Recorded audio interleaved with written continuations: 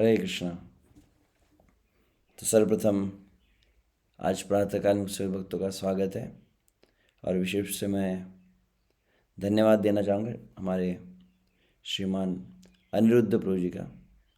प्रभु जी की इच्छा रही है, उन्होंने मुझे कृपावश इनवाइट किया था कि आप ये प्रतिदिन जो ऑनलाइन भागवतम सत्र था उसमें आप आइए।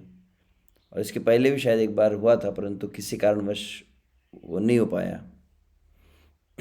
और साथ ही में श्रीमान विश्वम्बर गौर प्रभु का भी धन्यवाद जो आज मुझे इनवाइट किया। तो जो प्रतिदिन यहाँ पर ऑनलाइन जो भागवतम क्लास चल रहा है, आई डोंट नो एग्जैक्टली, कई अलग स्थानों से यहाँ पर भक्त उपस्थित हैं। तो अधिक समय न लेते हम यहाँ पर, यदि संभव है तो जो भक्त ज्वाइन करते तरह म्यूट ही रखें अपने आप को। श्रीमद् भागवतम स्कंद 2 अध्याय 7 श्लोक संख्या 16 है। क्षमा चाहता हूँ, 16-17 नहीं है, केवल 16 जो श्लोक है वहाँ है। तो श्लोक का एक बार हम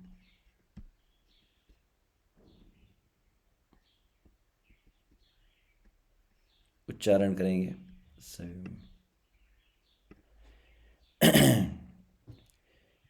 श्रीमद् भागवतम द्वितीय स्कंद का अध्याय 7 विश्व से ब्रह्मा जी नारद मुनि को उपदेश दे रहे हैं। उसके अंतर्गत ब्रह्मा जी भगवान के भिन्न भिन्न अवतारों का वर्णन किए। जिस प्रकार से श्रीमद् भागवत के प्रथम स्कंद में सूत गोस्वामी ने सभी अवतारों की सूची का वर्णन किया है, वैसे ही द्वितीय स्कंद में ब्रह्मा जी पुनः अवतारों का वर्णन किए। अंतर केवल इतना है कि इस यहाँ पर थोड़े प्रत्येक कौन कौन से युग में भगवान कौन कौन से अवतार लेकर कौन सी विशिष्ट क्रियाओं को किए, कौन सी लीलाओं को किए, उन लीलाओं का वर्णन किया गया है। तो कल जहाँ तक मुझे लगता है कल भी एक श्लोक हो चुका होगा। तो श्लोक संख्या 15 और 16 यह 2 श्लोक विश्व से भगवान का हरि रूप में जो एक अवतार हुआ है उसका वर्णन किया गया है। तो एक श्लोक तो पहले आप सुन चुके हैं, ये दूसरा श्लोक है। यह जिस तरह से आप ब्रह्म संहिता का श्लोक उच्चारण करते हैं, लगभग उस तरह से इसको उच्चारित किया जा सकता है। तो मेरे पीछे आपको अनम्यूट करने की ज़रूरत नहीं है, म्यूट में ही मेरे पीछे सभी दोहरा सकते हैं। आशा करते सभी उपस्थित होंगे क्योंकि वीडियोस बहुत कम ऐसे दिखाई दे रहे थे। तो आप अपने स्थानों पर बैठकर जिस प्रकार से हम मंदिर भागवत की कक्षा को सुनते हैं, तो यथासंभव आप प्रयास कर सकते हैं। और जो एडमिन है वे तो ध्यान रख सकते कि सभी म्यूट रहें। श्रुत्वा हरिस्तमरणार्थिनम अप्रमेय, साथ में तो मेरे कह सकते हैं, चक्रायुध पथगराज भुजाधिरूढ़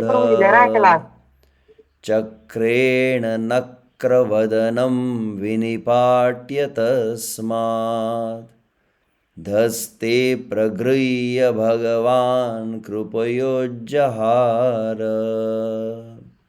एक बार पुनः, श्रुत्वा हरिस्तम अरणार्थिनमप्रमेय चक्रायुध पतगराज भुजाधिरूढ़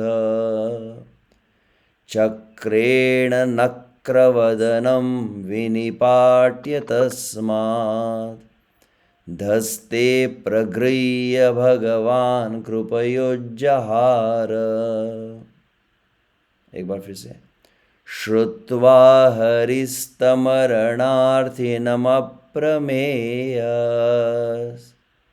चक्रायुध पतगराज भुजाधिरूढ़ चक्रेण नक्रवदनं विनिपाट्य तस्मात् धस्ते प्रगृह्य भगवान कृपयोज्जहार।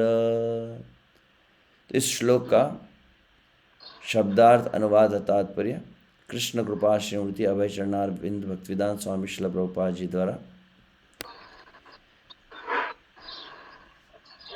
तो शब्दार्थ इस प्रकार से है। आशा करते शायद आप देख भी पा रहे होंगे, तो साथ में हम कहेंगे।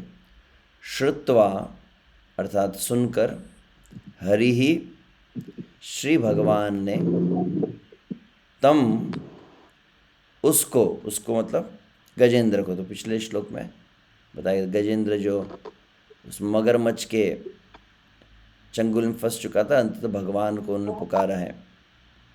तो अरण अर्थिनम, जो सहायता चाहने वाला, अप्रमेय भगवान, अनंत शक्तिशाली भगवान, चक्र, तो चक्र मतलब सुदर्शन चक्र, आयुध अपने अस्त्र से सज्जित, पतगराज पक्षियों के राजा गरुड़ के, भुज अधिरूढ़ पंखों पर आसीन,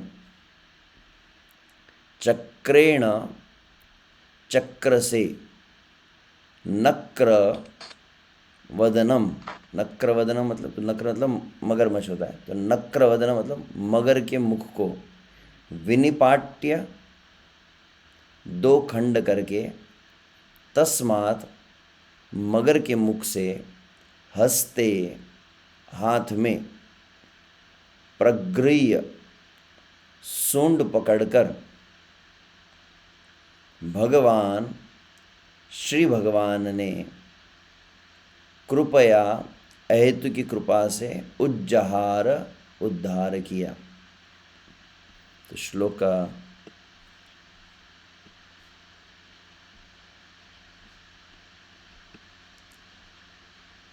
अनुवाद तथा तात्पर्य श्री प्रभुपाद जी द्वारा। हाथी की पुकार सुनकर श्री भगवान को लगा कि उसे उनकी अविलंब सहायता की आवश्यकता है, क्योंकि वह घोर संकट में था। तब पक्षीराज गरुड़ के पंखों पर आसीन होकर भगवान अपने आयुध चक्र सज्जित होकर वहाँ पर तुरंत प्रकट हुए। उन्होंने हाथी की रक्षा करने के लिए अपने चक्र से मगर के मुंह के खंड खंड कर दिए और हाथी की, क्षमा चाहता हूँ ज़रा मिस्टेक हो गया, सूंड चाहिए, संड नहीं है, हाथी की सूंड से पकड़कर उसे बाहर निकाल दिया। तात्पर्य श्रील प्रभुपाद द्वारा। तात्पर्य, श्री भगवान वैकुंठ लोक में रहते हैं।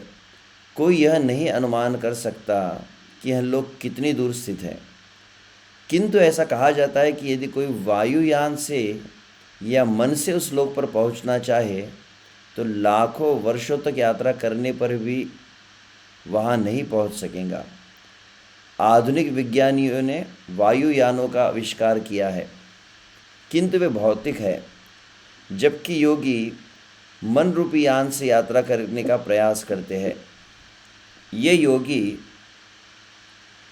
अपने मन यान से तुरंत ही कितनी भी दूर पहुंच सकते हैं, किंतु ईश्वर के राज्य वैकुंठ लोक तक न तो वायुयान की न मन यान की ही पहुंच है, क्योंकि भौतिक आकाश से बहुत परे स्थित है।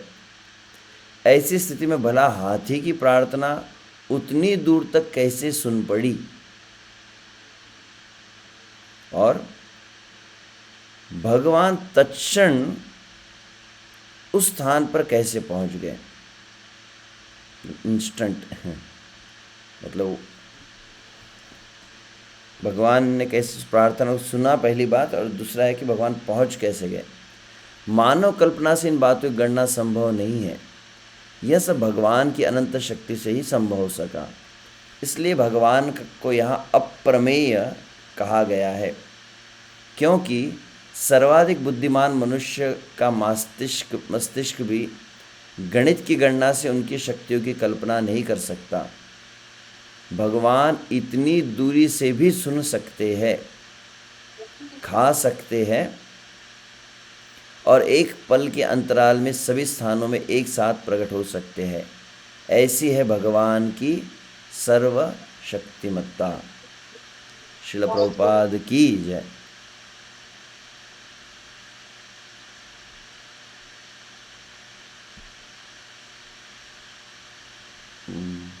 अभी कुछ समय के लिए म्यूट ही रखता हूँ।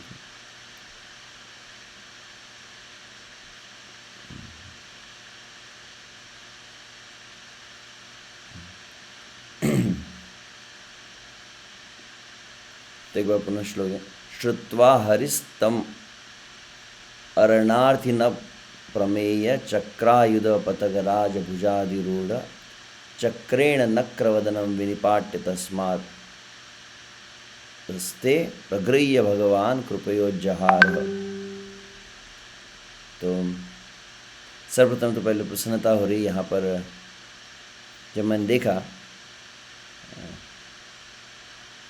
हमारे अत्यंत वरिष्ठ वैष्णव काफ़ी सीनियर है, जिनसे काफ़ी प्रेरणा हम प्राप्त किए जब अपने कृष्ण भाव जीवन में प्रारंभिक दिनों में आए, वे है हमारे हिज अनिरुद्ध प्रभु। तो प्रभु जी के थ्रू मैं यहाँ पर कनेक्ट हुआ हूँ। प्रभु जी हमारे जो श्री राधा मदन मोहन जी की सेवा में इस्कॉन उज्जैन में काफ़ी वर्षों सेवारत है। उसके पूर्व वे पूना में भी थे, और पूना के पहले जब हम प्रारंभिक दिनों में मिले तो प्रभु जी, मैं जिस स्थान से हूँ नागपुर, तो वहाँ पर भी कुछ समय के लिए प्रभु जी थे, और वहाँ पर भी वे श्री राधा गोपीनाथ की सेवा की है। आगे चलकर श्री राधा कुंज बिहारी की सेवा की है, और अभी वर्तमान में राधा मदन मोहन जी की सेवा में है। और प्रभु जी की जो सरलता है, एक विशेष उनका तुरंत किसी के भी चित्त को आकर्षित कर लेता है। प्रभु जी बहुत ही सरल, अत्यंत मतलब एक्सट्रीमली सिंपल एंड हम्बल कह सकते जिन्हें। तो प्रभु जी के द्वारा ही है जब मुझे बतलाया गया, और अभी जब मैं देखा तो बहुत बड़ी संख्या में सही भक्त अलग स्थानों से यहाँ पर जो उपस्थित हुए हैं। ये अपने आप में प्रसन्नता का विषय है कि आप नित्य प्रति प्रतिदिन होता है। ये भी एक कुछ स्थान पर ऑनलाइन सेशंस होते होंगे, परंतु वंस अ वीक होता है। तो यहाँ पर हम देख रहे इतनी बड़ी संख्या में प्रभु जी ने हम सभी भक्तों को जोड़ कर रखा है। प्रतिदिन भागवत कक्षा हो रही है। उसी श्रृंखला में यहाँ पर भगवान के अवतारों का वर्णन, जैसे भगवान के अवतार तो जिस प्रकार से भागवत के प्रथम स्कंद में कहा गया, सरसस्यु सहस्त्रशः, जिस प्रकार से नदी में जितनी लहरें होती है, समुद्र नदी आदि में जैसे लहरें होती है, उन लहरों को गिना नहीं जा सकता है।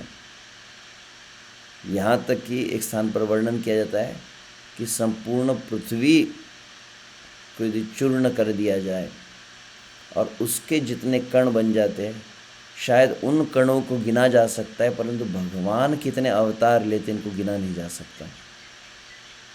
परंतु उसमें जो प्रधान कुछ अवतार है, उनका वर्णन यहाँ पर किया गया है। और सूत गोस्वामी वहाँ पर कहते सायं प्रात गृणन भक्त्या दुख ग्रामात विमुच्यते। वहाँ पर कहा गया कि भक्तों क्या करना चाहिए, इस भागवत को तो श्रवण करना ही चाहिए, परंतु भगवान के जितने अवतार हैं, जैसे प्रथम अध्याय में प्रथम स्कंद में कहा गया है, एता नाना अवतारणम निधानम,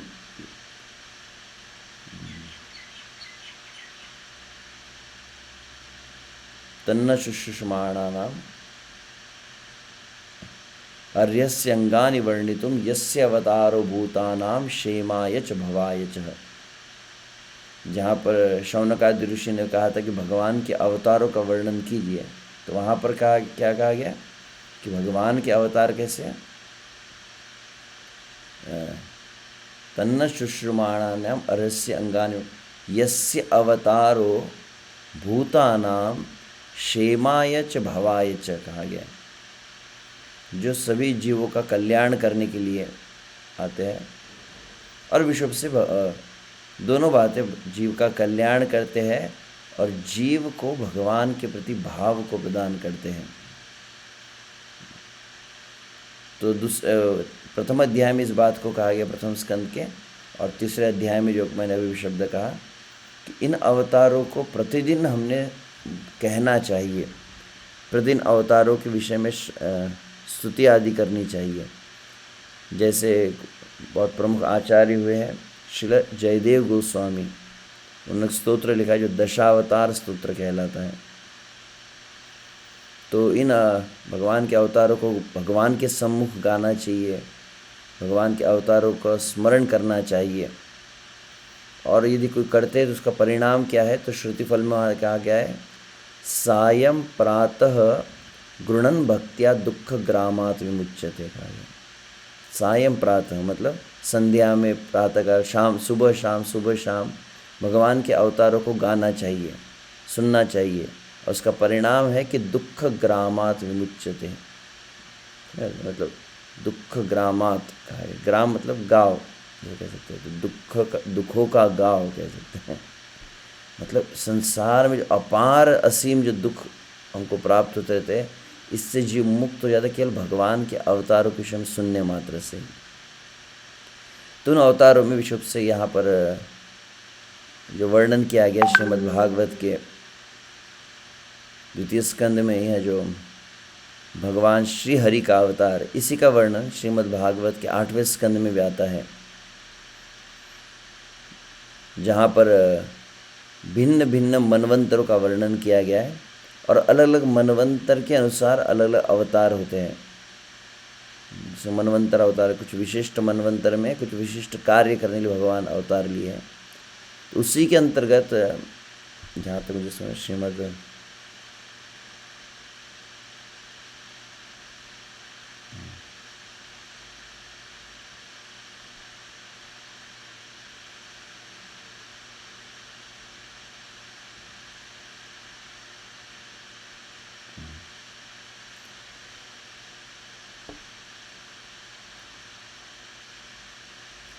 जब सुखदेव गोस्वामी अलग अलग मनवंतरों का वर्णन कर रहे थे, तब उन्होंने वहाँ पर इस बात को कहा था, तत्रापि यज्ञैर्भगवान् हरिण्याम हरिमेधस हरि इत्याहृतो ये न गजेंद्रो मोचितो ग्रहात्। तो यहाँ पर सबसे पहले शब्द आज के श्लोक में भी आया है, तो यहाँ पर भी जो बताया जा रहा है कि तत्रापि यज्ञे भगवान हरिण्या हरिमेधस हरि इत्याहृतो ये न गजेंद्रो मोचितो ग्रहात्।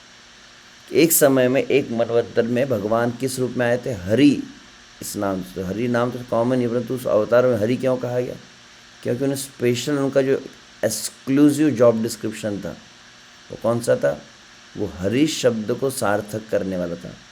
हरि शब्द का अर्थ क्या होता है, हरि शब्द का एक अर्थ है कि हरि मतलब हरण, जो समस्त पाप का, समस्त दुखों का, समस्त क्लेश का, समस्त तापों का जो हरण कर लेता है, सर्व अमंगल हरे कहा गया। और अन्यत्र कहा गया हरे स्मृति सर्व विपद विमोक्षणात्, समस्त विपत्तियों से मुक्त करने के लिए एक विशेष नाम है भगवान का। कष्टों से मुक्त करना हो, संकट से मुक्त करना हो, समस्त बाधाओं से मुक्त होना हो, तो उसके लिए भगवान समस्त हमारे जो जो चीज़ें जो अनवांटेड कह सकते हैं, पूरा अगर एक साथ समराइज़ करना हो, जो जीव को भगवान की ओर जाने से रोकने वाली जितनी भी चीज़ है, वो सभी जितने अनवांटेड है, अवांछित जिसको कहते हैं, उस सभी को जो भगवान ले लेते हैं, निकाल लेते हैं हमारे जीवन से। इसीलिए भगवान का ये कार्य है, इसीलिए हरि कहा जाता है। ये एक अर्थ हुआ, श्री चैतन्य महाप्रभु कहते हैं। और दूसरा अर्थ कौन सा है, सर्व अमंगल हरे प्रेम दिया हरे मना। तो हरि शब्द के दो अर्थ हैं। प्रथम है हरि मतलब जो समस्त दुख कष्ट क्लेश ताप आदि का हरण करता है, और दूसरा अर्थ है जो हमारे चित्त का भी हरण कर लेता है, हमारे हृदय का भी जो हरण कर लेता है।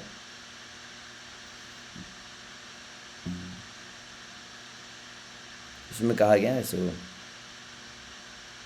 श्लोक आता है, चौराग्रगण्यष्टकम, जो श्री बिल्व मंगल ठाकुर जिसकी रचना की है, तो उसमें इस बात को जैसे कहा गया है, ब्रजे प्रसिद्धम नवनीत चौरम गोपांगणानाम दुकूल चौरम अनेक जन्मार्जित पाप चौरम चौराग्रगण्यम पुरुषम नमामि। तो वहाँ पर भी वो कहते हैं कि श्री राधिकाया हृदय से चौरम नवाम्बुज श्यामल कांति चौरम पदाश्रितानाम च समस्त चौरम चौराग्रगण्यम पुरुषम नमामि।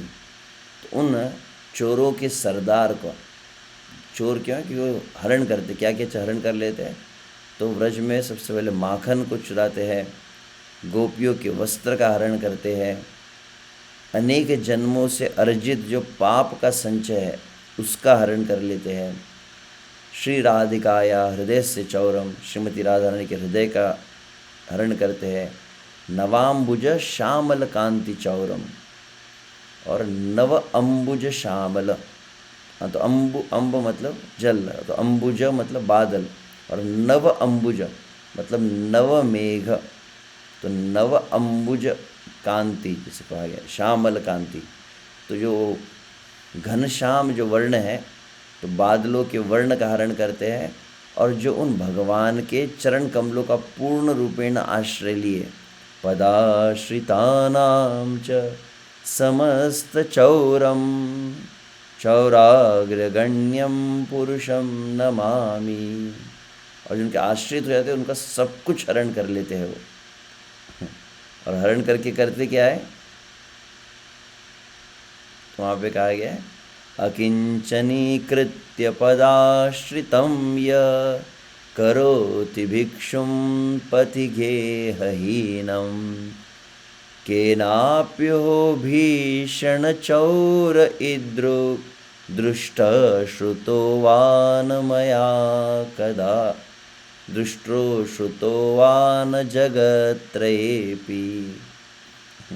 तो पहला कहा माखन का हरण किए, फिर गोपियों के वस्त्र का हरण किए, फिर पापों का हरण किए, श्रीमती राधा रानी के हृदय का हरण किए, बादलों के कांति का हरण किए, जो उनके आश्रित है उनका सब कुछ हरण कर लेते हैं।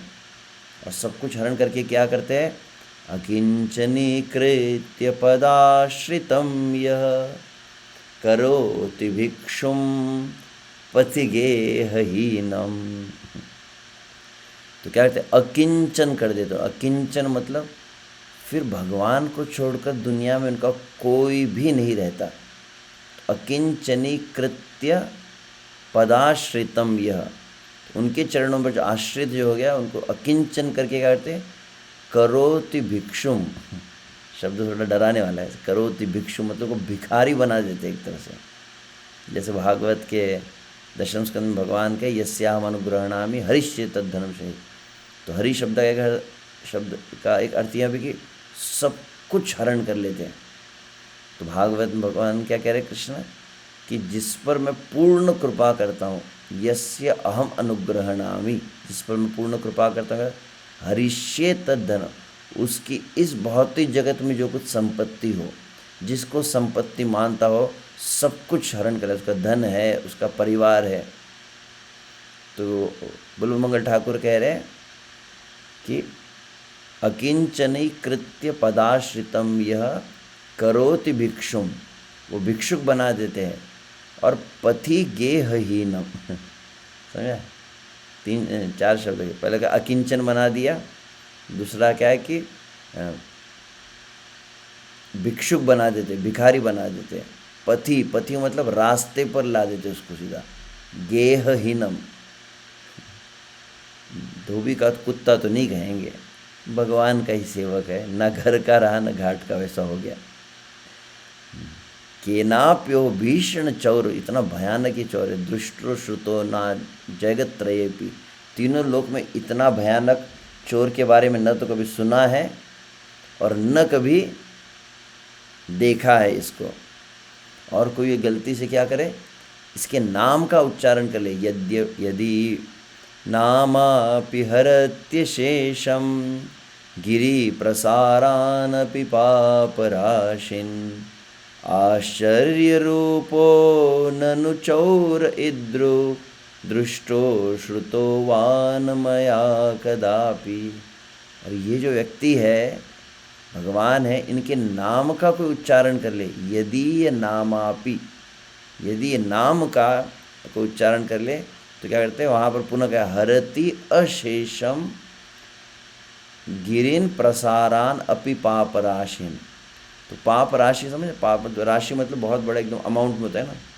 तो पाप रूपी जो संपत्ति है, कितनी पाप रूपी संपत्ति है, तो गिरी प्रसारान अपि पाप राशिन। कितनी पाप राशि है, बोले बहुत सारे पर्वत बन चुके पाप के। अनंत जन्मों में कितना पाप संचित हुआ है, बोले बहुत सारे पर्वत है, पर्वतों से बना हुआ, पर्वतों के समूह से बना इतना पाप है।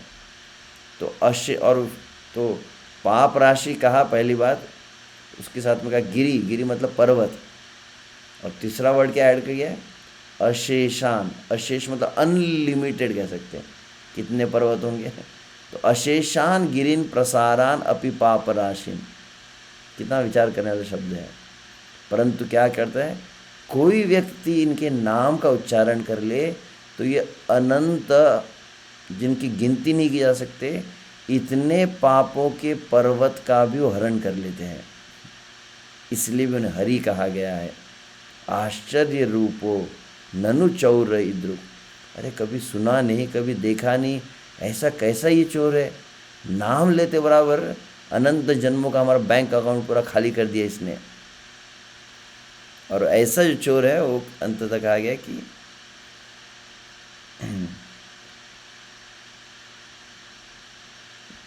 क्या करता है वह, जब वो हृदय में प्रवेश कर, छिन्नत्सि घोरम यमपाश बंदम भिन्नत्सि भीमम भवपाश बंधम छिन्नत्सि सर्वस्य समस्त बंधम नैवात्मना भक्त कृतं तु बंधम।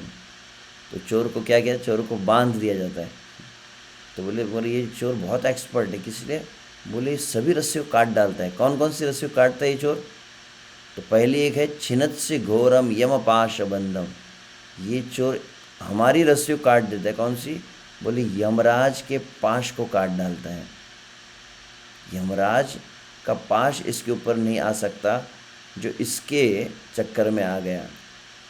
और कहा गया छिन्नत्सि, छिन्नत्सि मतलब काट, छिन्नत्सि भीमम यमपाश बंधम भिन्नत्सि, छिन्नत्सि घोरम यमपाश बंधम भिन्नत्सि भीमम भवपाश बंधम। तो एक तो यमराज का पाश है, एक रस्सी हुई, दूसरी रस्सी कौन सी है, बोले जन्म मृत्यु का चक्र रूपी रस्सी में हम बंधे हुए हैं, जिसको कहा गया भवपाश।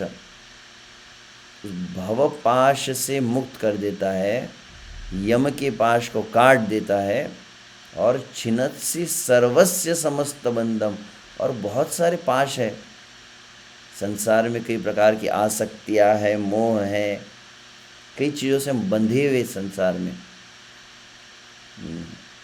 अन्य स्थान पर कहा गया इस बात को। तो इस सब को काट देता है। तो बिल्वमंगल ठाकुर कहते हैं, हे प्रभु आप सभी रस्सियों को काट सकते हैं, परंतु एक रस्सी को आप काट नहीं सकते। कौन सी, नैवात्मना भक्त कृतम तु बंधम। भगवान के भक्त की भक्ति के द्वारा जब कृष्ण बंध जाते उस रस्सी को काट नहीं सकते। भक्त की सभी रस्सियाँ काट देंगे, और भक्त की भक्ति वाली जो रस्सी है, जैसे कहते हैं ना, क्या कहते हैं,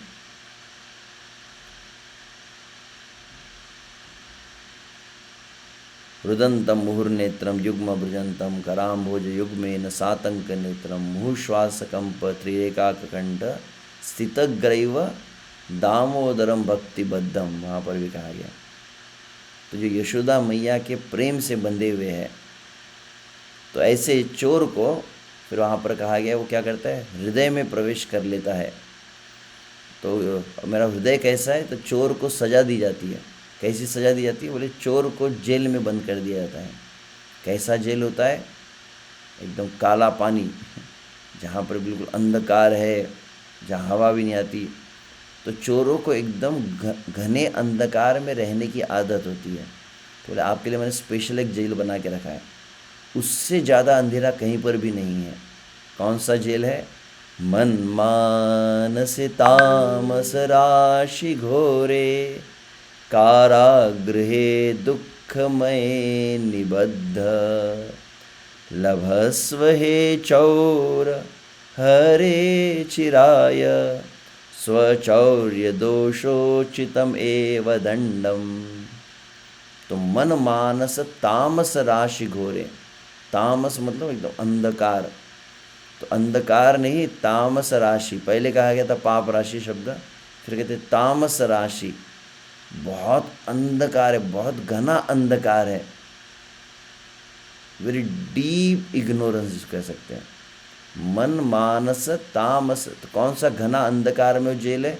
बोले हे प्रभु ये मेरा हृदय है ना, इससे ज़्यादा अंधेरा आपको कहीं दिखाई नहीं देगा, तो इसलिए मैं क्या करूँगा, आपको मेरे हृदय रूपी जेल में बांध दूंगा। कारागृहे दुःखमय निबद्ध, मेरे इस दुःखमय और अंधकार में इस जेल में बांध दूंगा। लभस्व ही चौर हरे चिराय, स्वचौर्य दोषोचितम एव दंडम। तो तुमने जो किया है, बहुत कुछ चुराया मेरा, तो तुमको इसके अनुसार ठीक दंड मिला है, तुमको परमानेंट इस जेल में रहना पड़ेगा। अच्छा कितने साल के लिए है? कुछ 1-2 साल के लिए, 10 साल की सजा है, कितने साल की सजा है? तो कहा गया है कारागृहे वस सदा हृदये मदीये, मद्भक्ति पाश दृढ़ बंधन निश्चल सन, त्वां कृष्ण हे प्रलय कोटि शतांतरेपि, सर्वस्व चौर हृदयम नहीं मोचयामि। क्या कह रहे? कारागृहे वस, जेल में रहो भैया, निकलना मत। कारागृहे वस सदा हृदये मदीये, मेरे इस हृदय रूपी जेल में परमानेंटली आपको रहना पड़ेगा। और किससे मैं बांध के रखूँगा आपको? बहुत मजबूत जंजीरें, मद भक्ति पाश दृढ़ बंधन निश्चल सन। तो मद भक्ति पाश दृढ़ बंधन, समझता है? तो दृढ़ भक्ति रूपी इस रस्सी से मैं आपको बांधूंगा। त्वाम कृष्ण है प्रलय कोटि शतांतरे भी, ध्यान रखना निकलने नहीं दूंगा। प्रलय कोटि शत अंतरे भी, 100 करोड़ों करोड़ों प्रलय भी क्यों न हो जाए, युग युगांतर के लिए कभी मैं आपको इस हृदयम न मोचयामी, मैं अपने हृदय से मुक्त नहीं करूँगा। ओह सॉरी, तो मैं तो गजेंद्र लीला में था, मैं this was not the plan thing. अचानक हरि शब्द देखा तो मुझे स्मरण हो गया। तो यह तो श्रीमद् भागवत के वो 8वें स्कंद में वहाँ पर हरि शब्द क्यों कहा गया है, उसी को सुखदेव गोस्वामी जब कह रहे थे, तत्रापि यज्ञे भगवान हरिण्याम हरिमेधस हरि इति आहृत ये न गजेंद्र मोचितो ग्रहात। जब उस गजेंद्र को उस ग्रह मतलब तो मगरमच्छ होता है, और मगरमच्छ क्या करता है, एकदम पकड़ लेता है, कैच कर लेता है किसी को, और मगरमच्छ के पकड़ से निकल नहीं पाता है कोई व्यक्ति। अगर मगरमच्छ ने पकड़ लिया तो एकदम उसका ग्रिप बहुत स्ट्रांग होता है, इसलिए उसको एक दूसरा नाम दिया गया है। क्या नाम है? तो बोले कि ग्रह या फिर ग्राह भी कहते हैं। तो ग्रह तो गजेंद्रो मोचितो ग्रहात, तो गजेंद्र को उस ग्राह के बंधन से मुक्त किया, उसके चंगुल से जो मुक्त कराया, इसलिए हरि इति आहृत, इसलिए भगवान का नाम श्री हरि हुआ है। इस विशिष्ट मतलब ऐसा स्पेशल नामकरण नहीं था, जैसे नरसिंह, भगवान ने जब नरसिंह रूप लिया है तो उसके अनुसार वह नरसिंह नाम हुआ, या भगवान सभी तो आकर्षित करते तो कृष्ण कहा जाता है। तो वैसे ही भगवान का ही सबसे प्रमुख नाम है, और ऋषभ से भक्त लोग निरंतर से हरि शब्द का उच्चारण करते रहते हैं। हरि बोलो हरि बोलो हरि बोलो भाई रे, हरि नाम आनिया से चैतन्य निताई रे। तो श्री चैतन्य महाप्रभु भी भक्तों को सदैव क्या कहते हैं, हरि बोल हरि बोल हरि बोल, इस शब्द का नाम का उच्चारण करते थे। अन्यत्र ऐसे श्री चैतन्य महाप्रभु उल्लिखित किए हैं, जिसको जगदान पंडित ने प्रेम विवर्त में कहा है कि केवल जो निरंतर क्या करता है, अपने मुख में इन दो अक्षरों को हमेशा, हरि इति अक्षरद्वयम कहा गया। केवल दो अक्षर जिसके मुख पर निरंतर वास करे, हरि हरि हरि हरि हरि हरि हरि हरि हरि हरि हरि हरि। तो पहली चीज़ क्या होंगी? तो उसके जीवन में कोई संकट नहीं आ सकता।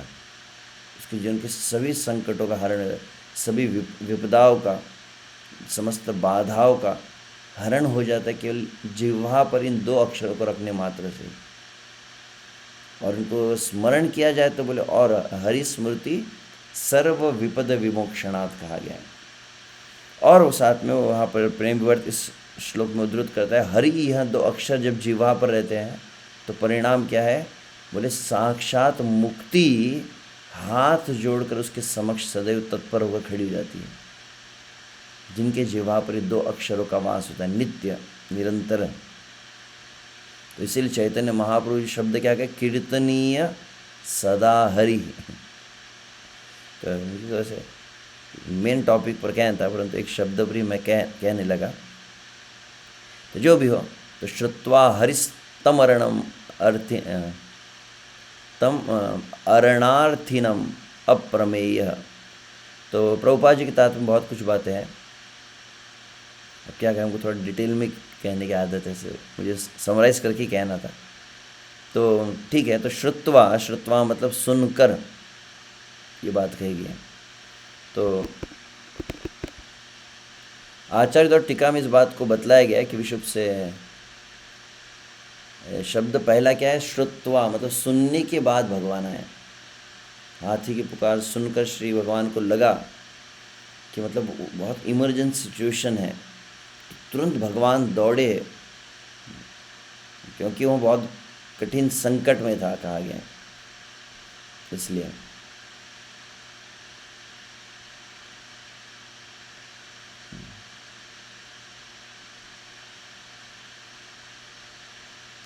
तो यहाँ पर आचार्य की टीका में पढ़ रहा था, उसमें कहा गया है कि सुखदेव गोस्वामी यहाँ पर, ब्रह्मा जी यहाँ पर कह रहे हैं कि गजेंद्र ने भगवान की स्तुति की है, जो गजेंद्र स्तुति के रूप से आती है, तो वह सुनी है भगवान ने, और वह सुनने के बाद भगवान आए। श्रुत्वा शब्द है ना, तो इसका मतलब भगवान स्तुति की अपेक्षा करते हैं कि उतनी स्तुति जब की जाएंगी, पूरा आपकी प्रार्थना पूरी होंगी, तभी भगवान आएंगे क्या उद्धार करने के लिए। अगर किसी को स्तुति पूरी याद न हो तो ऐसी शंका हो सकती है। तो कहा नहीं, केवल भगवान का नाम यहाँ पर हरि कहा गया है, जो मतलब दुखों को हरण करने वाले होते हैं।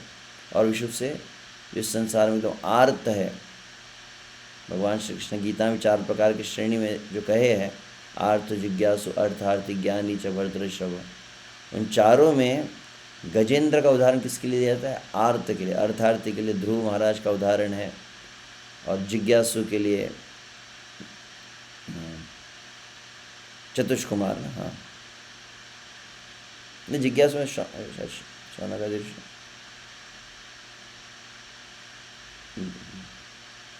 ठीक है, जो भी हो, तो जस्ट फोकस ऑन।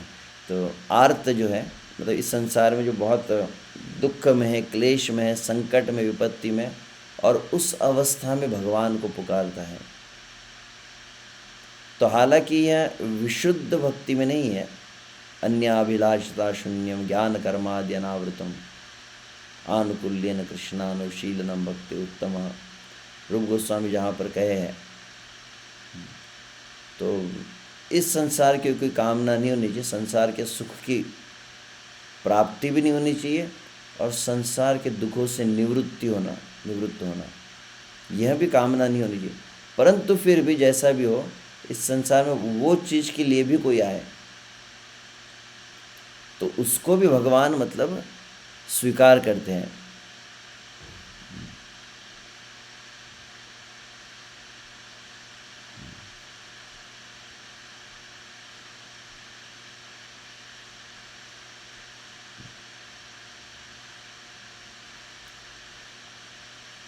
तो भगवान तत्क्षण वहाँ पर पहुँचे हैं। श्रुत्वा हरिश्रम अर्थिन प्रमेय चक्रायुध पतकराज भुजाधिरूढ़। तो पतकराज मतलब गरुड़ जी के पंख पर आरूढ़ होकर तो एक स्थान पर इस बात को बताया कि बैठे हुए नहीं थे भगवान, क्योंकि भगवान बहुत अधिक आतुर थे, तो भगवान बहुत शीघ्रता से वहाँ पर पहुँचे हैं। तो वहाँ पर अगर आप 8वें स्कंद में देखेंगे, वहाँ वर्णन किया जाता है जब गजेंद्र प्रार्थना कर रहे थे, क्योंकि गजेंद्र ने स्पेसिफिक नाम लेकर प्रार्थना नहीं की थी, जो परम पिता है, अन्य ने कई बातें की, और उनमें से कई श्लोक जो थे डबल मीनिंग वाले थे। डबल मीनिंग मतलब निश्चित से भगवान श्री हरि के लिए तो है ही, परंतु कभी कभी वो ब्रह्मा शिव आदि के लिए भी हो सकते हैं, इंद्र आदि के लिए। तो डाउट हो रहा था देवताओं कि हम जाए कि न जाए, जाए कि न जाए, परंतु कुछ कुछ शब्द जब कह रहे थे तो ये लग रहा था ये तो हमारे ऊपर सूट नहीं होता है, तो इसलिए वो थोड़ा संकोच कर रहे थे, रुके हुए थे। तो वहाँ पर आचार्यगण बताया था कि जब भगवान श्री हरि आए हैं एकदम दौड़ते, मतलब बहुत ही तीव्र गति से आए हैं, तो प्रभुपाद जी उस बात को यहाँ पर थोड़ा ज़्यादा तात्पर्य में इस बात को बतलाए हैं। जिस तरह से ईशोपनिषद ब्रह्म संहिता में इन बातों को कहा गया है, तद भगवान कैसे, यहाँ पर एक शब्द है अप्रमेय। अप्रमेय का अर्थ है, प्रमेय मतलब प्रमाण होता है ना सर, माप होता है, माप। अप्रमेय मतलब जिसको आप कैलकुलेट नहीं कर सकते हैं। अप्रमेय का अर्थ ये होता है, प्रमाण होता है मापदंड होता है ना, कुछ पैरामीटर होता है। तो भगवान की शक्ति कितनी है, भगवान का सामर्थ्य कितना है, ये हमारी कल्पना के परे है। उसी के लिए दूसरा एक शब्द आता है अचिंत्य कहते हैं। अचिंत्य मतलब इनकंसीवेबल कहते हैं। हमारे जितनी सोचने की शक्ति है, हमारी बुद्धि का जितना सामर्थ्य है, हमारी कल्पना का जितना पहुँच है, तो हमारी कल्पना से, हमारी सोच से, हमारी बुद्धि से, हमारी समझ जहाँ पर फाइनल एंड होती है, समझता है, जहाँ पर हमारी बुद्धि की लिमिट का एंड होता है, वहाँ से भगवान के महिमा, भगवान का शक्ति, भगवान की बुद्धि, भगवान के सामर्थ्य का प्रारंभ होता है। तो आपका जितना दिमाग है उससे ऊपर है। तो कुंती महारानी भी कहती है ना, तो भगवान की लीलाओं को देखती है तो कहती है अत्यंत विडम्बनम। इंग्लिश में उसको क्या कहते हैं, माइंड बॉगलिंग कहा जाता है। भगवान कैसे ये कार्य कर सकते हैं। तो वहाँ पर ईशोपनिषद में एक शब्द आता है जो भगवान की परिभाषा कही गई। तो भगवान कैसे, बोले भगवान के विरोधाभासी गुण, तद्दे जति तन्ने जति तद दूरे तद अंतिके तद अंतरस्य सर्वस्य तदु सर्वस्य वाहेत। ईशोपनिषद का प्रसिद्ध श्लोक है। इसमें चारों लाइन में बहुत विचित्र बात कही है। तद ए जति तन्ने जति कहा गया। भगवान चलते भी है और भगवान नहीं भी चलते हैं। तद दूरे तद अंतिके, सबसे दूर कौन है तो बोले भगवान है, और सबसे नज़दीक कौन है तो भगवान है। तद अंतरस्य सर्वस्य तदु सर्वस्य अस्य वाहेत, सभी के अंदर भी है वो और सभी के बाहर भी है वो। तो इस तरह से वहाँ पर ईशोपनिषद में कहा गया। प्रभुपाद जी वहाँ तात्पर्य बातों को बतलाए। तो प्रभुपाद जी यहाँ पर भी इस बात को उल्लेख कर रहे थे कि भगवान बहुत दूर है, वैकुंठ मतलब यू कैंट इवन इमेजिन। तो थोड़ा अंदाज लगाने के लिए ब्रह्मा जी केवल कह देते हैं, कैसे श्लोक है, पंथास्तु कोटिशतवत्सर संप्रगम्यो वायोरथापि मनसो मुनिपुंगवानां सोऽप्यस्ति यत्प्रभस्मिन् विचिन्त्य तत्त्वे गोविंदमादिपुरुषम तमहम भजामि। क्या कहा गया वहाँ पे, ब्रह्मा जी कहते मैं उन गोविंद का भजन करता हूँ। कौन, पंथास्तु कोटि शतवत्सर संप्रगम्यो वायो रथापि मनसो मुनिपुंगवाना। पंथ, पंथ मतलब मार्ग, रास्ता होता है ना। तो अगर भगवान के मार्ग पे चले, आप भगवान से मिलने के चले, भगवान के धाम जा रहे हैं, कि कितना समय आपके पास, तो कहा गया है कोटि शत वत्सर, वत्सर मतलब वर्ष, और कोटि शत मतलब 100 करोड़ साल तक आप यात्रा कर रहे हैं। 100 करोड़ वर्षों तक यात्रा की जाए। अच्छा, कौन से गाड़ी पर बैठ के, यार BMW में जा रहे हैं कि फ्लाइट है, रॉकेट है, नहीं, बोले वायु रथ है। वायु के रथ पर बैठकर 100 करोड़ वर्षों की यात्रा करनी है। अच्छा, वायु के रथ की स्पीड कितनी है, तो बोले मनसो मुनिपुंगवाना, मन की गति से वायु के रथ पर बैठकर 100 करोड़ वर्षों तक भी यात्रा की जाए तो भगवान के चरणों तक भी, चरणों के बात तक पहुंचना तो बहुत दूर क्या थे, भगवान के चरणों की जो कांति आदि होती है, सोप्यस्थित प्रवचन अविचिन्त्य तत्वे, तो वहाँ तक आप उनके भगवान के उस तत्व तक नहीं पहुँच सकते। इसका अर्थ क्या होता है? इसका अर्थ होता है कि भगवान का नाम, रूप, गुण, लीला और धाम कैसे है? बोले दिव्य है, जिसको प्रभुपाद जी इंग्लिश में कहते हैं ट्रांसेंडेंटल या कंप्लीटली स्पिरिचुअल। इसलिए भक्तिनाथ ठाकुर कहते हैं प्रापंचिक आसिया प्रापंचिक नय, ऐसा कुछ शब्द आता है। भक्तिनाथ ठाकुर एक स्थान पर टीका में इस बात को लिखे कि भगवान का नाम है, भगवान का धाम है, भगवान के गुण आदि क्या है, कभी कभी भौतिक जगत में प्रकट होते हुए दिखेंगे, परंतु भौतिक जगत टच तक नहीं कर सकते उनको। भौतिक जगत के गुण हैं, भौतिक जगत का प्रभाव उनको स्पर्श नहीं कर पाता है कभी। वो हमको स्पर्श कर ले, हम पर प्रभाव होता है, परंतु भगवान को स्पर्श नहीं कर पाता है। तो भगवान उसके पूरी तरह से परे है। तो हम अपने जड़ बुद्धि के द्वारा, हम अपने इन भौतिक इंद्रियों के जड़ प्रयास के द्वारा उन चिन्मय भगवान को, you can not experience the spirit with the help of any amount of matter, dead matter. तो बुद्धि भी जड़ है, समस्त इंद्रिया भी जड़ इंद्रिया है। तो रूप गोस्वामी इसीलिए कहे अतः श्री कृष्ण नामादि न भवेद ग्राह्यम इंद्रिय। तो ठीक है, वो समय तो हो गया, देखा ही नहीं, तो केवल क्षमा चाहता हूँ, मैं पूरा तो चर्चा किया नहीं। ये बहुत सुंदर वर्णन है वैसे, तो मैं केवल 2 शब्दों पर ही आज कह पाए। जब श्रुत्वा हरिस्तम अर्णम अर्थिनम अप्रमेय, तो वे भगवान जो अनंत शक्तियों से युक्त है, वे भगवान तत्क्षण में, हालांकि भगवान सबसे दूर है, परंतु भगवान बहुत तीव्र गति से है। और तीव्र गति से आने का कारण है कि भगवान अपने भक्त के जो वेदना को, कष्ट को देखकर बहुत आतुर हो गए।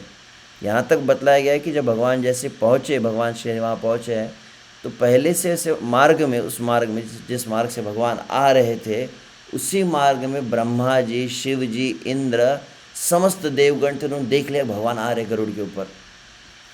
तो ये भौतिक जगत में गरुड़ के ऊपर भगवान ऐसे नहीं कि हर रोज़ हम जैसे गाड़ी लेके घूमते रहते हैं, तो ऐसे भगवान बहुत कम आते हैं। जिस तरह से भगवान श्री कृष्ण गीता में कहते देवा अप्यस्य रूपस्य नित्यम दर्शन कांक्षिण, देवता भी तरसते हैं भगवान के दर्शन के लिए। भगवान इतने आसानी सभी को दिखते नहीं हैं। तो उस समय आए, तो वहाँ पर एक बात आचार्य टीका में कहे कि भगवान का पूरा फोकस किस में था? बोले गजेंद्र का मुझे उद्धार करना है। तो इसलिए इतने व्याकुल हो गए कि यहाँ तक कि उन्होंने ऐसे नहीं, ब्रह्मा जाए तो हरे कृष्णा प्रभु जी या शिव जी, ध्यान ही नहीं दिया, किसी को देखा भी नहीं, शिव को, ब्रह्मा को, इंद्र, किसी को, सिर्फ और सिर्फ भक्त को देख रहे थे, किसी को उन्होंने ध्यान नहीं दिया। एक कारण और एक आचार्य बताया कि थोड़े वो नाराज भी हो गए थे देवताओं से। क्यों नाराज हुए थे? बोले मेरा भक्त इतना कष्ट, तुम मुझे आने की ज़रूरत पड़ी, तुम ही कभी को मदद कर दिया करो ना, मेरा भक्त इतना तकलीफ पा रहा था। तो ये भी एक भाव बताया गया। तो जो भी हो, तो भगवान वहाँ पर आए हैं चक्रायुध, तो बहुत सुंदर, भगवान ने समस्त शस्त्रों को धारण किया हुआ। क्यों? तो उसका और एक दूसरा एक भाव ये बताएगा कि हालांकि भगवान का प्रत्येक शस्त्र जो है, ऐसा नहीं कि कोई भगवान का वार फेल हो जाए, ऐसा हो नहीं सकता। भगवान को आयुध चक्र आदि की जरूरत भी नहीं है, परंतु भगवान सभी शस्त्रों को साथ में लेकर आए थे, तो फुल्ली मतलब अच्छी तरह से सुसज्जित थे। तो चक्र आयुध पतगराज, वो गरुड़ जी के भुजाओं पर। तो गरुड़ जी के हाथ कौन से? भुजा शब्द है ना यहाँ पर।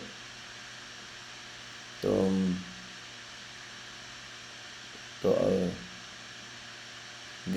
गरुड़ की हाथ मतलब उसके पंख होते हैं, तो उस पंख के ऊपर आरूढ़ होकर भगवान आए, और चक्रेण नक्रवदनम। तो ये बहुत सुंदर शब्द है यहाँ पे। तो उस समय तो हो चुका है, तो इस पर अधिक चर्चा नहीं करेंगे कि भगवान ने फिर 3 कार्य। तो भगवान पहुंच गए, तो भगवान का एक भाव कि भगवान अभी आर्त सब कष्टों को हरण करने, इसलिए हरि शब्द तुरंत कहा कि हरि आए हैं। और किस तरह से आए, भगवान के रूप को बतलाया गया है।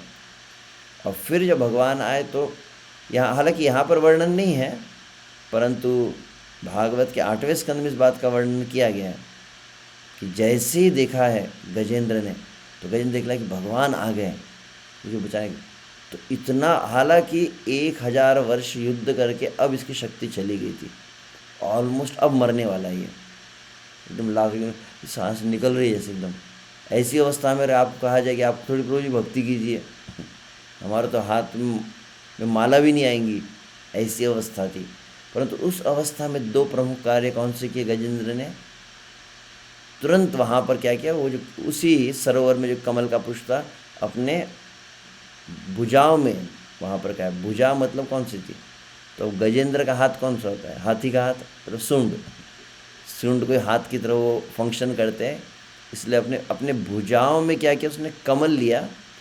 कुछ लोग कहते एक कमल लिया, कुछ लोग कहते कमल का झुंड ही था, जितने कमल थे एकदम तुरंत तोड़ लिए और उसने अर्पण किए। पत्रम पुष्पम फलम तोयम, भगवान को तुरंत कुछ अर्पण करना चाहिए। तो गजेंद्र बहुत कृतज्ञता का भाव में आ गया था, थैंक यू भगवान, मैंने बुलाया, आपने सुन ली मेरी बात। तो बहुत उनका हृदय भर गया, तो तुरंत उन्होंने फूलों को दिया। और जैसे फूलों को दिया तो दूसरी और बात क्या गई, नारायण अखिल गुरो भगवन नमस्ते, ये शब्द कहे। समस्त चराचर जीवों के जो गुरु है, सभी के जो स्वामी है, हे नारायण आपको मेरा प्रणाम है। 2 बातें की, एक तो फ्लावर ऑफर किया, तो जो भगवान के सामने जाता 2 चीज़ करनी चाहिए, कुछ न लेके जाना चाहिए, पुष्प है कुछ अर्पण करे और तुरंत कुछ भगवान का नाम उच्चारण करें। तो नारायण ने कहा। और तो ये बात यहाँ पर नहीं वर्णन है, यहाँ तो एकदम पूरा एसेंस में पूरी लीला को 2 श्लोकों में दिया गया। उस समय फिर जो ग्राह था, तो 2 चीज़ें की कि चक्रेण नक्र वदनम, तो नक्र वदनम तो मगरमच्छ का मुंह, मतलब उसका इतना पार्ट जो होता है उसको मुंह कह सकते हैं, जिसमें उसने पूरी तरह से ग्रिप में पकड़ के रखा था। तो चक्रेण, सुदर्शन चक्र के द्वारा, नक्र वदनम, उस मगरमच्छ के उस सर को विनिपाट्य, काट डाला एकदम 2 टुकड़ों में ना। तो विनिपाट्य तस्मात्, तुरंत काट टुकड़े किए। 2 काम किए कि तो भगवान ने फूल लिया भी होगा, पता नहीं फूल लिया, मतलब एटलीस्ट उसने दिखाया तो है। अब भगवान अपने हाथ में लिए कि नहीं फूल, बात क्यों, भगवान तो सुदर्शन चक्र से पहले मारने के इसमें थे। अच्छा हाँ, प्रगृह्य भगवान को उपयोजार, तो भगवान ने ग्रहण किया, तो भगवान ने क्या पकड़ा था। तो अब कल्पना कीजिए आप को फुल स्पीड में कभी गाड़ी चला रहे, एक बहुत सुंदर उदाहरण में सुन रहा था, तो गाड़ी एकदम फुल स्पीड में चल रही हो, चलते चलते 2 जगह इसी वर्णन है, जैसे भगवान श्री कृष्ण ने रुक्मिणी मैया का हरण किए थे, तो चल रहा था रहता और तुरंत रुक्मिणी का हाथ आगे बढ़ा, रुक्मिणी ले लिया। वैसे ही यहाँ पर फुल स्पीड में गाड़ी आ रही, तो आते और उन्होंने क्या किया, ब्रेक ऐसा लगा नहीं, तुरंत सुदर्शन चक्र पहले छोड़ दिया और एकदम गला कट गया। जैसे गला कटा, उन्होंने क्या किया, तुरंत हाथ आगे बढ़ाकर उस गजेंद्र की सूंड को पकड़ लिया है, जो एकदम पानी में डूबने वाला था, एकदम केवल इतना बचा है, पूरा अंदर चला गया, धंस गया था। अब पता नहीं वो, मतलब भगवान क्या, फिर अगर वो गजेंद्र पूरा पानी में डूब चुका था, जैसे कहा जाता है कि सूरदास का भी पद आता है ना, उसमें कहा जाता है कि नाक कान डूबन लागी, ऐसे कहते सूरदास जी इस गजेंद्र मोक्ष की लीला को बताए हैं। तो हे गोविंद हे गोपाल अब तो जीवन हारे, 4 पहर युद्ध भयो ले गयो मझधारे, वहाँ पर कहा गया। तो हाथ कान डूबन लागी, तो शायद सुदर्शन चक्र पानी के अंदर जाके उसने गला काटा होगा, मगर जो भी हो, तो भगवान ने क्या, प्रगृह्य भगवान, तो भगवान ने तुरंत उस गजेंद्र की सूंड को पकड़ के सीधा उसे जल से बाहर निकाल दिया। तो यहाँ पर एक बात बताई गई आचार्य कि जैसे ही भगवान के कर कमलों का स्पर्श हुआ है गजेंद्र को, ऐसा नहीं है कि गजेंद्र वो जो बॉडी थी डेड बॉडी हो गई, मर गया वो, ऐसा नहीं है। वर्णन है कि भगवान ने उस गजेंद्र को उठाया है, हाथी को उठाया, सूंड से पकड़ के जैसे ही उठाया, तो क्या हुआ, उसी समय, उसके पहले वैसे मगरमच्छ को मारा था ना, तो वो कौन था, हुहु गंधर्व कहा जाता है। तो जैसे मगरमच्छ को गला कटा, उसी समय मगरमच्छ को भी वो शाप से मुक्त हो गया, तो उसको अपना रूप प्राप्त हुआ। और जैसे गजेंद्र को स्पर्श किया है, गजेंद्र को स्पर्श करते बराबर तुरंत गजेंद्र को आध्यात्मिक चतुर्भुज स्वरूप प्राप्त हो गया। हरि बोल। ऐसे भगवान का ये बहुत सुंदर अवतार की कथा है। हरे कृष्ण कृष्ण कृष्ण हरे हरे, हरे राम राम राम। क्षमा चाहते मैं थोड़ा समय का अतिक्रमण कर लिया। यस विश्वम्भर गौरपु। हरे कृष्णा प्रभु जी, धन्यवाद, प्रणाम। बहुत बहुत धन्यवाद प्रभु जी, आपने आपके बिजी शेड्यूल में से टाइम निकाल कर हमारे ऊपर कृपा दी है। प्रभु जी, मैं चाह रहा था थोड़ा एक 5 मिनट डिवोटी केयर के ऊपर थोड़ा सा बता देते हैं। Exact what you are expecting? Devotee care में क्या अपेक्षा कर रहे? कुछ है? एक रिलेशनशिप कैसे मेंटेन करके रखें आपस में डिवोटीज। यहाँ पर वास्तविक केयर लेने वाले तो भगवान है। योगक्षेमम वहाम्य हम, जैसे कहा जाता है। भगवान श्री कृष्ण, भगवान कहते हैं जिसका जो अभाव है उसकी पूर्ति मैं करता हूँ, जो है उसका रक्षण मैं करता हूँ। तो भगवान के भक्त जो है, one who is sheltered can only give the shelter, कहा जाता है। One who has been properly cared can only offer the care, कहा जाता है। तो कैसे भक्तों का देखभाल कर, तो मैं बात सुन रहा था।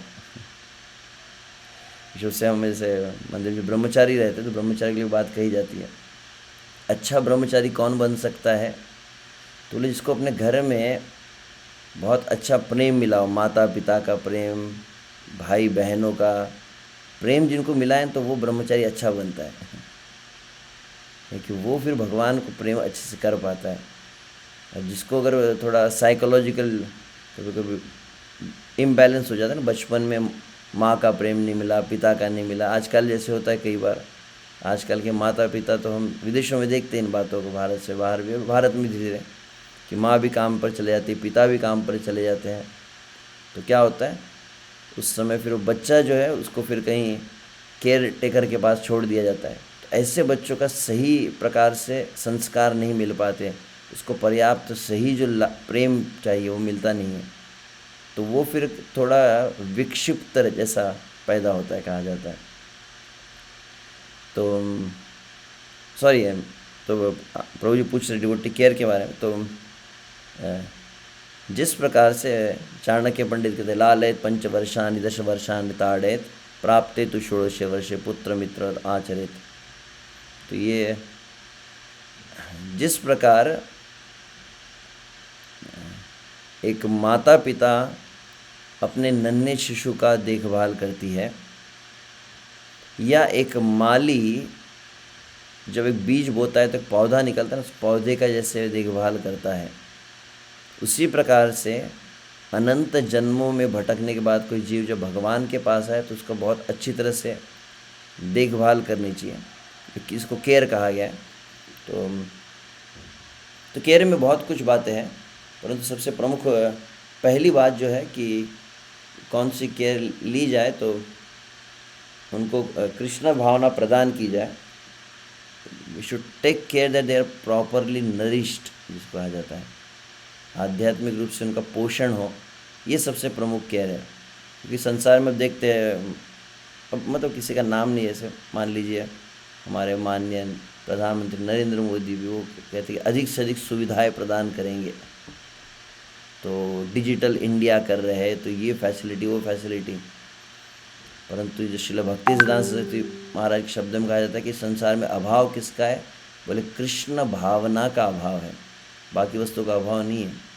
तो बाकी वस्तु संसार भी दे रहा है, तो भक्तों हम बाकी भी चीज़ कर सकते हैं। किसी को कभी कुछ फाइनेंशियल हेल्प, किसी को उतना ध्यान नहीं देना, बाकी भी उनको काउंसलिंग है, पर काउंसलिंग आदि में केयर में सबसे मेन जो पार्ट होता है वह होता है कि जिस तरह से कई बार हम मंदिरों में प्रभुपाद जी के प्रसिद्ध वाक्य सुनते हैं, what is the success of leadership? कि दोज हु आर फॉलोइंग, जो आपको फॉलो कर रहे हैं, लीडरशिप का एक है कि जो आपको फॉलो कर रहे हैं उनकी साधना बहुत अच्छी हो, वो प्रतिदिन बहुत अच्छे से नाम जप करें। मैं अभी 3 दिन पहले प्रभुपाद जी का वाक्य पढ़ रहा था। प्रभुपाद किसी भक्त से कह रहे थे कि क्या कहे कि प्रतिदिन भक्त ने क्या करना चाहिए, सुबह भागवत को पढ़ना चाहिए, फिर बोले शाम के समय भगवत गीता पढ़नी चाहिए, फिर बोले दिन के समय में चैतन्य चरितामृत पढ़ना चाहिए, फिर उसके बाद समय मिलने पर भक्ति रसामृत सिंधु पढ़ना चाहिए, फिर रात को सोते समय कृष्णा बुक पढ़ना चाहिए। प्रभुपाद ने पूरा फुल पैक प्रोग्राम कि किस समय क्या पढ़े प्रभुपाद कहते हैं। तो हम कुछ न कुछ निरंतर जो भी आप कार्य कर रहे हैं, चाहे गृहस्थ है तो अपने परिवार के कार्य करें, कहीं न कहीं श्रवण कीर्तन से जुड़े रहना चाहिए। तो वह व्यक्ति जो है, अधिकतर समस्या कहाँ पर होती है, जो अंडर नरिश्ड होते हैं। अंडर नरिश्ड मतलब जिसको आध्यात्मिक पोषण अच्छे से नहीं मिला है, तो हमेशा कैसे रहता है, जैसे कोई भूखे बच्चे होते हैं ना, रोते ही रहते हैं हमेशा, ठीक से खाने को नहीं मिलता है तो चिड़चिड़ापन में हो जाता है, जब माता पिता जिनको प्रेम नहीं मिलता।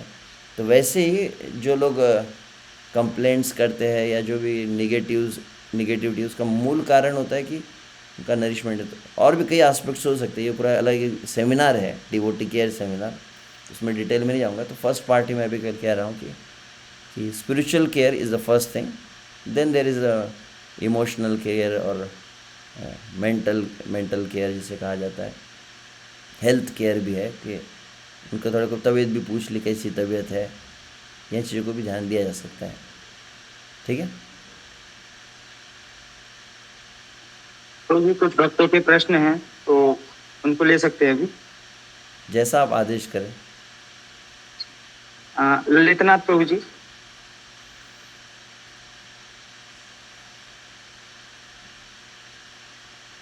अच्छा, उनको अनम्यूट। ललितानाथ प्रभु जी।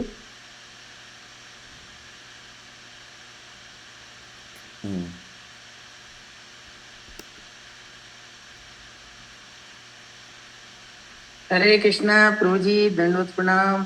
दंड वेरी प्रणाम। Nice class, I am very inspired. प्रभु जी, में एक मेरा छोटा सा प्रश्न ये है कि जैसे इसमें हरि शब्द आया, हरि के आपने बहुत अच्छी व्याख्यान दिया, तो हरि जैसे हरि हरि बोलते हैं, और हरि का मीनिंग जैसे लेते हैं, विष्णु भी है, राम भी है, कृष्ण भी है, और हमें जो हरे कृष्ण महामंत्र करते हैं, तो हरि हरि अलग से कहने की जरूरत है क्या, या मतलब कहना चाहिए या महामंत्र ही करना चाहिए? थोड़ा सा एक्सप्लेन कीजिए। बहुत बहुत धन्यवाद। करने में नुकसान नहीं है इतना आपको। जब प्यार करते हैं कोई व्यक्ति तो क्या करते हैं, जिसने दिया बेहिसाब उसका क्या करे हिसाब। भगवान इतना दे रहे हैं तो कितना गिन गिन के बोले इतना करो, आधा इतने घंटे लोग प्रेम करने वाला वो ऐसा कहेगा क्या कि लड़का लड़की से प्रेम करता है कि मैं तुमको सुबह 1 घंटा प्रेम करूँगा, फिर हम शाम को 1 घंटा प्रेम करेंगे। प्रेम जो है वो प्रेम हमेशा ही रहता है। तो उसी तरह से भगवान का नाम तो सदैव लेना है, कीर्तनीय सदा हरि कहा गया है। प्रमुख रूप से महामंत्र का श्री चैतन्य महाप्रभु ने बताया है, परंतु फिर अन्य समय में भी जो माला पर जब होता है उसमें महामंत्र होता है। अन्य समय हम देखते चैतन्य महाप्रभु भी हरिहराय नमः, कृष्ण यादवाय नमः, यादवाय माधवाय केशवाय नमः, फिर हरि बोल यहाँ कहते थे। वहाँ पर आप कौन सी लीला है उसमें कृष्ण कृष्ण कह रहे थे शायद, जहाँ तक मुझे स्मरण है, जब गुंडीचा मार्जन लीला में बताया गया है। श्री चैतन्य महाप्रभु भक्तों के साथ मिलकर जब वो गुंडीचा मार्जन कर रहे हैं, तो कोई झाड़ू दे रहा है, कोई पानी के घड़े दे रहा है, तो क्या कर रहा है कृष्ण कृष्ण, फिर घड़ा दिया तो कृष्ण कृष्ण, फिर एक वस्तु दूसरे को दे रहा है तो कृष्ण कृष्ण, बोले कि झाड़ू लगाओ तो कृष्ण कृष्ण, इस तरह कह रहे हैं। तो हम कृष्ण कृष्ण कहे या हरि हरि कहे, तो कई लोग हरि हरि कहते हैं, तो हर समय कह सकते हैं, कोई समस्या नहीं है, तो कहा जा सकता है।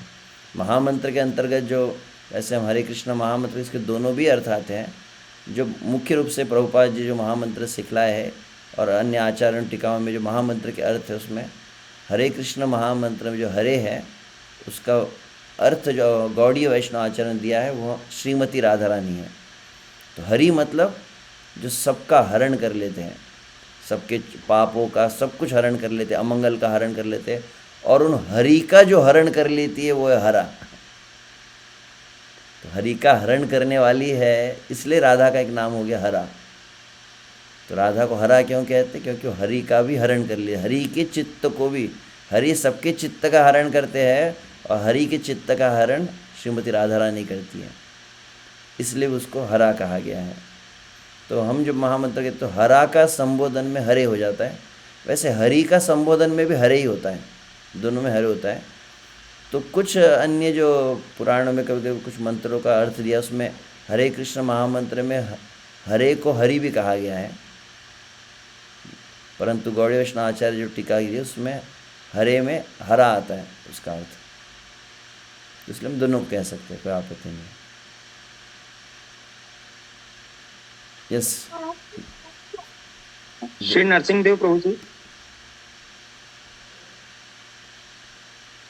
हरे कृष्ण प्रभु जी। तो प्रभु जी, जैसे आपके प्रसंग में ही जो आपने समझाया कि भगवान हरि रूप में आते हैं गजेंद्र का उद्धार करने के लिए, तो ये थोड़ी जिज्ञासा थी कि हम देखते हैं कि भगवान तो गजेंद्र का उद्धार करने के लिए आए थे, पर पहले उद्धार तो अपने क्या बोलते हैं ग्रह का हुआ, पहले उद्धार तो ग्रह का ही भगवान ने किया। तो ऐसा इसमें थोड़ा सा एक्सप्लेन कीजिए प्रभु जी। और हम ये सोचते हैं कि हम जैसे भक्ति पथ पे साधक भक्त है, गुरु महाराज की कृपा से, श्री श्रीमद प्रभुपाद महाराज जी के आशीर्वाद से हम भक्ति पथ पे चलने का प्रयास कर रहे हैं। तो जिस समय हम क्लास में रहते हैं या भक्तों के संग में रहते हैं, तो उस समय हमारी चेतना कुछ अलग रहते, लगता है कि इसी समय हम गोलोक धाम, जैसे अभी क्लास में बैठे हैं, लगता है कि अभी गुरु महाराज कृपा करते थे हम गोलोक का भी जस्ट हो जाए।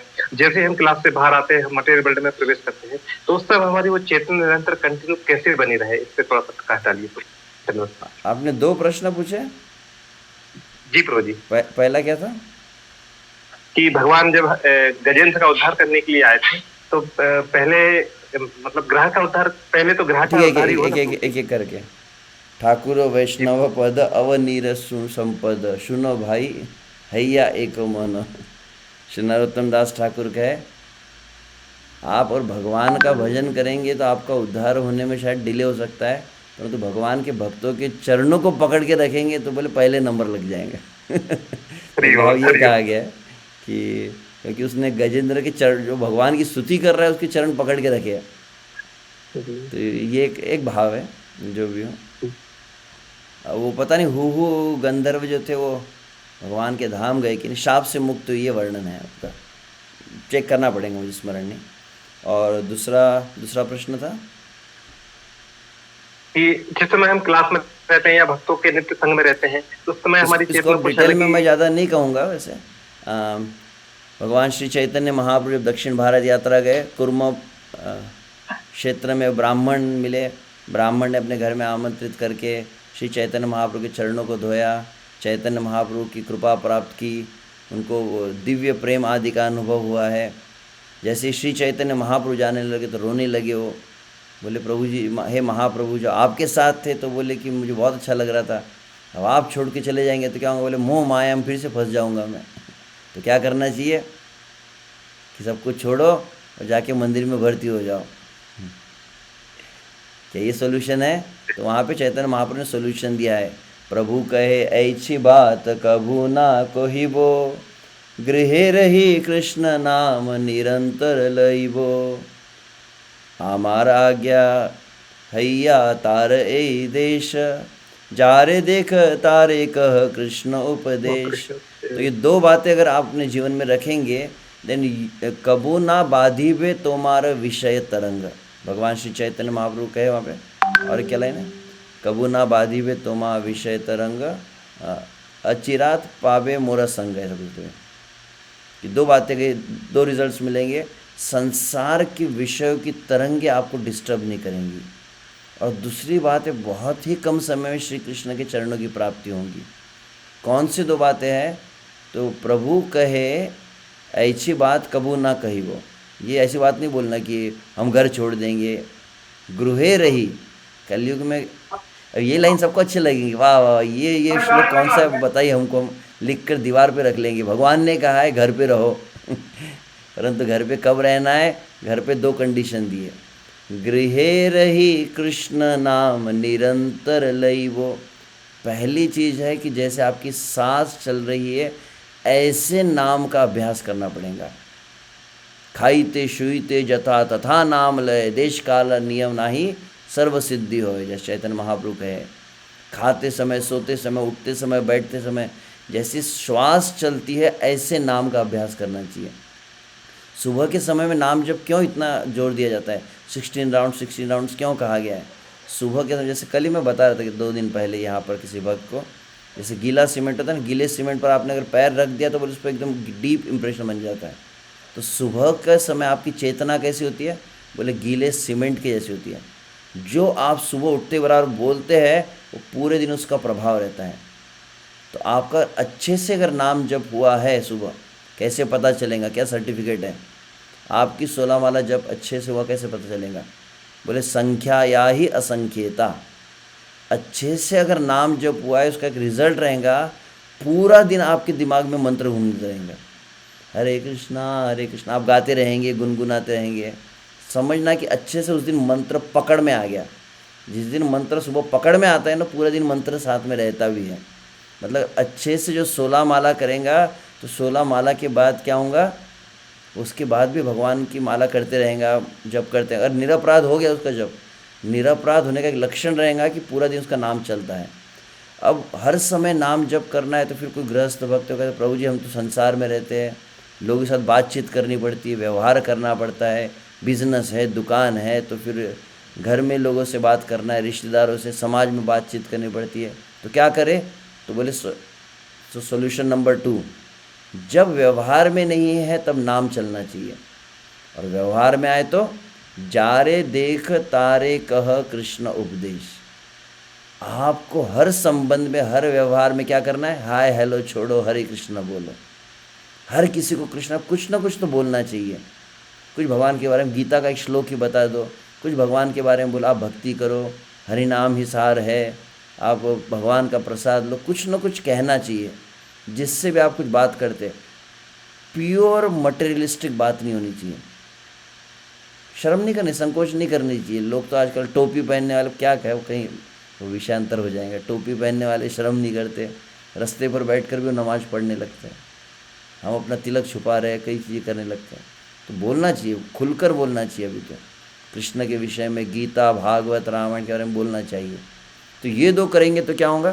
बोले जैसे प्रोटेक्शन शील्ड होता है ना, एक बुलेट प्रूफ जैकेट जैसे होता है, तो निरंतर अगर आप प्राण आछे जार से हेतु प्रचार, निरंतर आप जो कृष्ण के विषय में बोलते हैं ना, ये क्या करता है? आपके ऊपर एक ऐसा आवरण बना देता है कि माया टच नहीं करती है। जैसे मान लीजिए अभी इतने लोग हैं सुन रहे हैं प्रवचन, कई लोग शायद गाड़ी चला रहे, कई लोग बाहर है, ये है, जो भी हो, कोई लोग अपने घर में होंगे तो शायद कुछ नींद भी ले रहे होंगे। प्रश्न है, सुनने वाला है और प्रवचन देने वाला है, 2 व्यक्ति है, इसमें कितनी संभावना है कि प्रवचन देने वाला प्रवचन देते देते सो जाएगा, या प्रवचन देने वाला बोलते बोलते उसका माइंड कहीं डाइवर्ट हो जाएगा? सुनने वाले का हो सकता है, सुनने वाला का माइंड डाइवर्ट भी हो सकता है, सुनने वाला सुनते सुनते शायद सो भी जाएगा, नींद आ जाएंगी उसको, ज़्यादा लंबा प्रवचन हो गया तो। और क्या हो सकता है, मतलब एक तो उसका अटेंशन चला जाएगा, और यहाँ तक हो सकता है, हालांकि भगवान कथा में नहीं होता है, क्या भगवान की कथा सुन रहे, सुनते सुनते कभी कभी शायद मन में कुछ गलत भावना भी आ सकती है, कुछ काम आ सकता है, क्रोध जनरली नहीं आएंगी, परंतु बोलते समय चांस नहीं है। और मैं प्रवचन दे रहा हूँ, कितने चांसेस है कि प्रवचन देते देते मुझे क्रोध आ जाए, कि प्रवचन देते देते काम वासना जागृत हो, क्योंकि पूरा काफ़ी एनर्जी आपकी फोकस्ड रहती है भगवान की कथा करते हैं।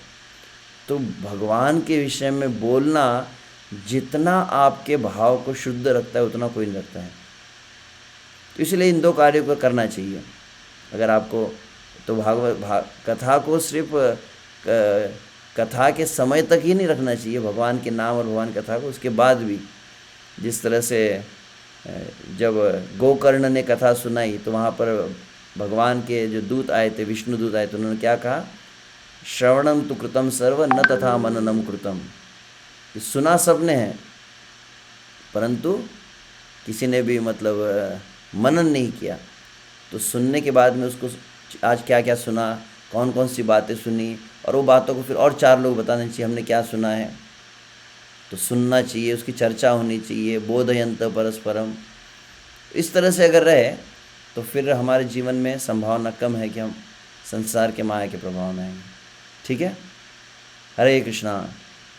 तो बहुत बहुत धन्यवाद एक बार पुनः हमारे विश्वम्भर गौर प्रभु जी का। प्रभु जी ने बड़ी कृपा की, आप सभी की सेवा में मुझे रखा।